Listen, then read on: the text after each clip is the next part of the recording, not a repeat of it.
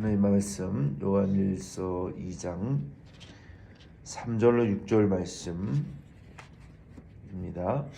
요한일서 2장 3절로 6절 말씀, 제가 가진 성경으로는 신약 389페이지에 있습니다. 389페이지 요한일서 2장 3절로 6절 말씀입니다.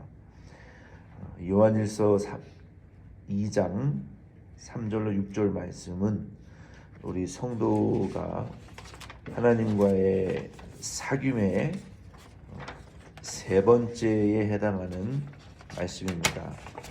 우리 성도가 하나님과 사귀기 위해서는 세 가지가 필요한데, 첫째는 1장 5절로 7절에 보면은 빛 가운데 행하는 자가 되어야 우리가 성도가 하나님과 사귈 수 있다라고 말씀하셨고, 1장 8절로 2장 2절에 보면은 우리의 죄를 자백할 때 죄의 자백을 통해서 하나님과의 성도의 교제를 갖게 된다. 그게 유일한 통로라고 우리 사도 요한께서 우리에게 말씀하여 주셨어요. 빛 가운데 행한다라는 것은 하나님의 계신 세계 속에, 그 빛의 세계 속에 진리를 행함으로 하나님과의 교제를 갖는 성도의 하나님과의 사귐, 우리 안에 죄를 우리가 회개함을 통해서 지적으로, 정적으로, 의지적으로 우리의 회개를 통한 하나님과의 우리의 지, 정, 의 가운데에 이루어지는, 전인격적으로 이루어지는 하나님과의 성도의 그 두 번째 사귐을 말하는 것이고, 오늘 본문 2장 3절로 6절 말씀에는 우리 성도의 세 번째 사귐을, 그의 계명을 지킴으로 하나님과의 사귐을 갖게 된다라고 말씀하셨어요. 3절로 4절을 제가 읽어드리면, 우리가 그의 계명을 지키면 이로써 우리가 그를 아는 줄로 알 것이요, 그를 아노라 하고 그의 계명을 지키지 아니하는 자는 거짓말하는 자요, 진리가 그 속에 있지 아니하되. 아멘. 하나님을 아는 증거는, 성도가 하나님을 안다라고 하는 그 말의 증거는 계명을 지키는 것입니다. 그래서 누가 하나님을 아는 자인가 우리가 무엇을 통해서 분별할 수 있냐면, 저 성도가, 또 저 형제 자매가 계명을 지키는가 안 지키는가, 하나님의 그 계명대로 사는가 안 사는가, 우리가 그것을 보면 하나님을 아는 자이구나, 혹 하나님을 알지 못하는 자이구나. 계명을 지키는 성도는 하나님을 아는 자요, 하나님과의 영적인 사귐을 갖고 있는 성도구나 라고 우리가 분별할 수 있습니다. 여기 안다라는 것은 히브리어에서는 야다라고 했어요. 이 영어는 know. 이 안다라는 것은 사람이나 어떤 사물에 대해서, 그리고 상황과 지식과 감각과 경험을 통해서 인격적으로 식별하고 인지하다.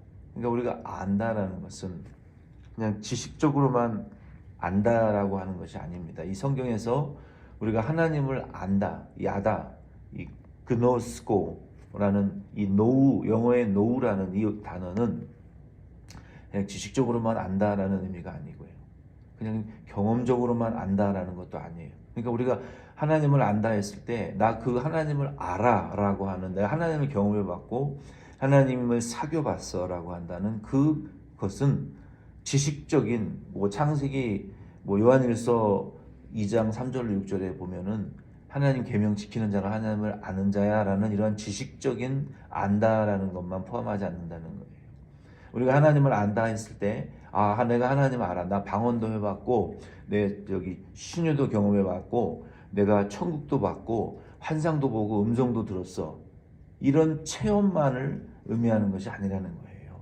근데 많은 분들이 신앙생활한다, 하나님을 안다, 예수 믿는다라고 말하셨을 때 자기의 그 지식적인 그 부분만을 가지고 안다고 말해요. 혹은 경험적인 부분만을 가지고 안다고 말해요. 또 어떤 사람에게 들은 것을 자기가 예수를 안다라고 말해요. 그러나 성경에서 하나님을 아는 자다라고 말하는 그 원어의 의미는 첫째는 성경 지식을 그리고 경험적이고 그리고 인격적이고 우리의 감각과 지식과 감정과 정서와 의지가 전인격적으로 분별하고 식별되어지는 상황 가운데에서 인격적으로 경험을 통한 그 분별과 식별을 의미하는 것에 안다라는 의미라는 거예요. 그래서 우리가 하나님을 안다라고 하는 것은 이 모든 의미를 포함하는 거예요. 특별히 성경의 구절에서 안다라고 하는 단어가 상당히 많이 사용되어졌는데 사도 요한이 안다, 우리가 하나님을 안다라고 했을 때 그 요한서신에 기록되어져 있는 성경의 그 안다라고 알다라고 하는 의미는 요한복음 10장 14절로 15절의 의미와 일맥상통하는 거예요. 요한복음 10장 14절로 15절 말씀에는 나는 선한 목자라 나는 내 양을 알고 양도 나를 아는 것이 아버지께서 나를 아시고 내가 아버지를 아는 것 같으니 나는 양을 위하여 나를 위하여 목숨을 버리노라 라고 하신 그 말씀이에요. 예수님께서 양을 알고 양이 주님을 알고 그 알의 관계는 예수님이 하나님을 아시고 하나님 아버지께서 예수님을 아시는 그런 관계에서의 알다라는 의미인 거예요. 우리가 악기를 마스터하는 것은 그 지식적으로 한다고 되는 것은 결코 아닙니다. 우리가 바다를 항해하는 그 항해사가 되는 것은요, 지식적으로 항해학과를 졸업했다고 되는 게 아니에요. 우리가 악기를 마스터한다라고 하는 것은 지식이 있어야 돼요. 악기에 대한 지식이 있어야 돼요. 어떤 악기를 사야 되는가. 악기를 처음 다루는 분들의 가장 지혜롭지 못한 짓이 먼저 치지도 못하면서 비싼 악기부터 사요. 좋은 것부터 사요. 그러니까 벌써 악기에 대한 지식이 없다는 의미이죠. 악기를 알려면 음악을 알아야 되고 악기에 대한 이해가 있어야 되고 음악적인 감각과 지식과 그리고 노력이 피땀이 있어야 되는 것입니다. 그냥 좋은 악기를 샀다고 배워지는 게 아니에요. 내가 지식적으로 말씀을 외우고 많은 좋은 설교를 듣는다고 하나님을 아는 것은 아닙니다. 우리가 성령의 체험을 많이 했다고 은사를 받았다고 하나님을 아는 거 아니에요. 하나님을 안다라는 것은 마치 악기를 마스터하는 과정과 같고 항해사가 배를 항해하고 폭풍과 바다와 오랜 시간의 장시간의 항해를 통해서 항해를 배워나가는 것과 비슷해요. 성경은 그런 의미로 하나님을 안다라는 말을 사용했어요. 항해사가 항해를 아는 것처럼 알다라고 쓰셨고 악기를 마스터하는 것처럼 알다라는 의미로 하나님을 안다라고 성경에 표현했어요. 그러므로 우리가 하나님을 안다, 그리고 하나님의 계명을 지켜서 하나님과의 사귐을 통해서 하나님을 알아가는 것은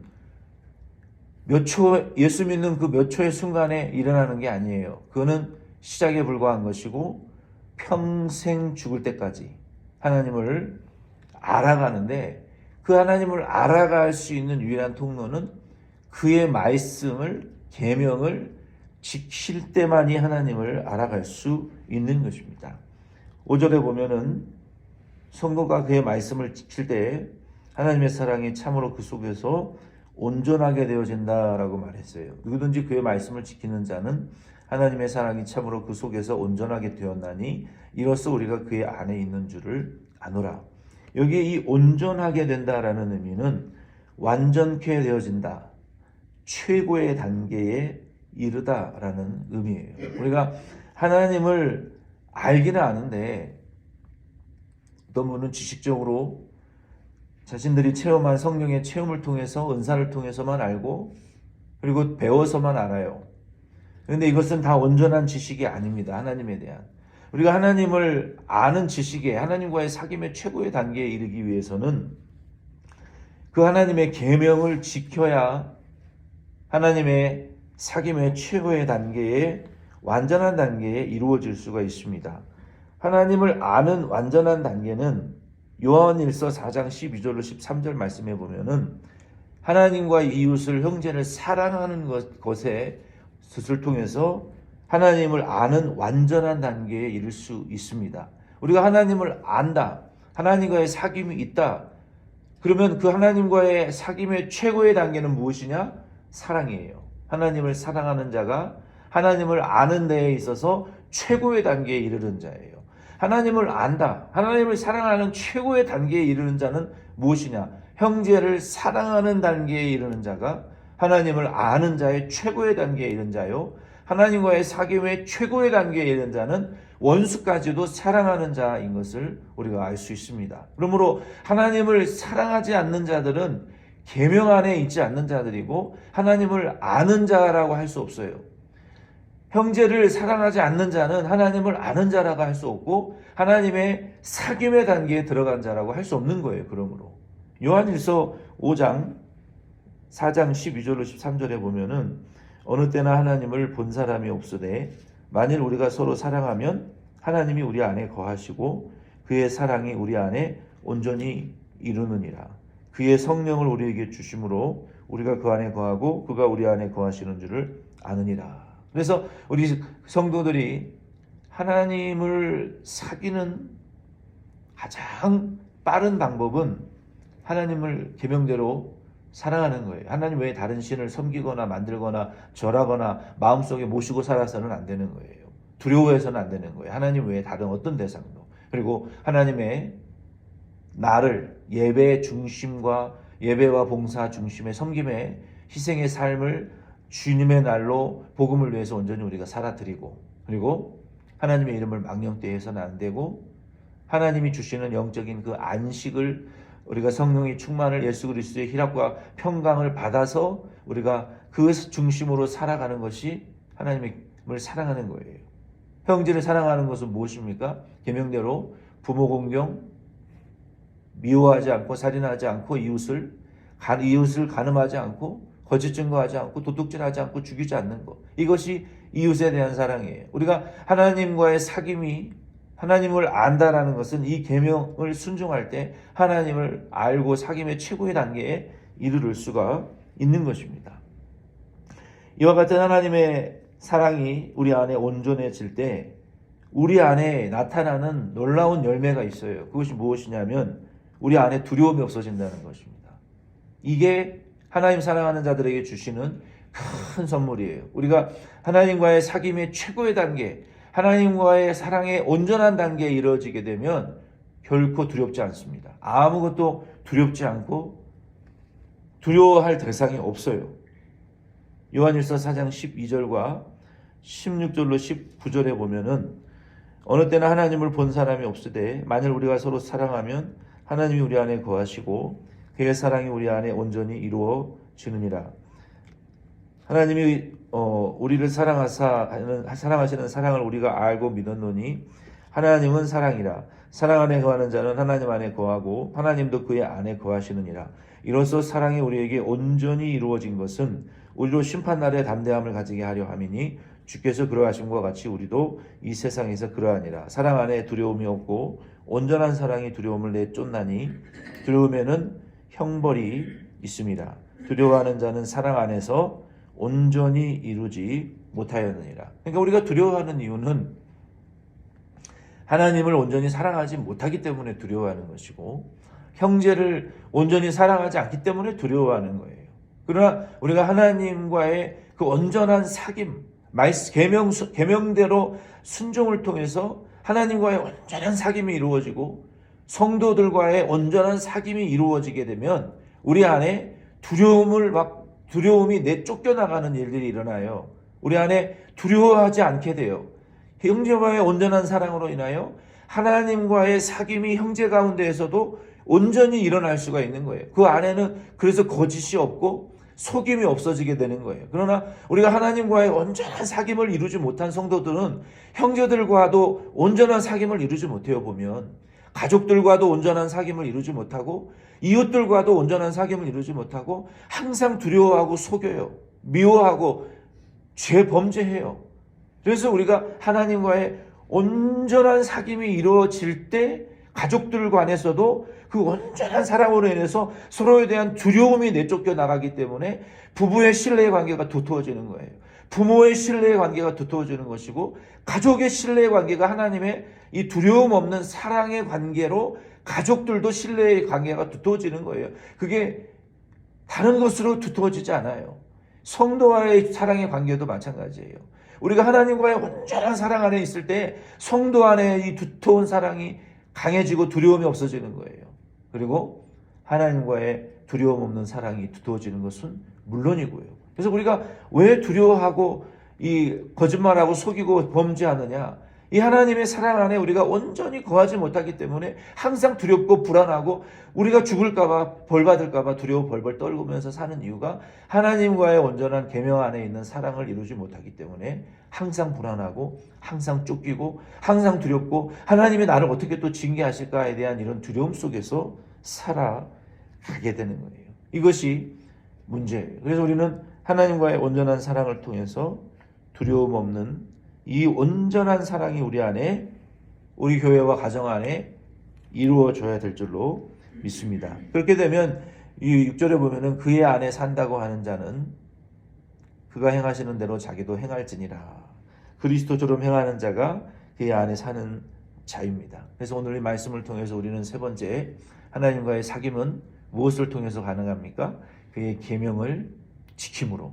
그 계명을 지킬 때 어떻게 됩니까? 우리 안에 하나님의 사랑이 완전의 최고의 단계에 이르게 됩니다. 완전한 최고의 단계에 이르게 된 성도는 어떻게 됩니까? 모든 두려움이 내쫓겨 나가고 하나님의 온전한 사랑이 우리 안에 이루어져서 하나님과 형제를 온전히 사랑하는 단계에 이르게 될 줄로 믿습니다.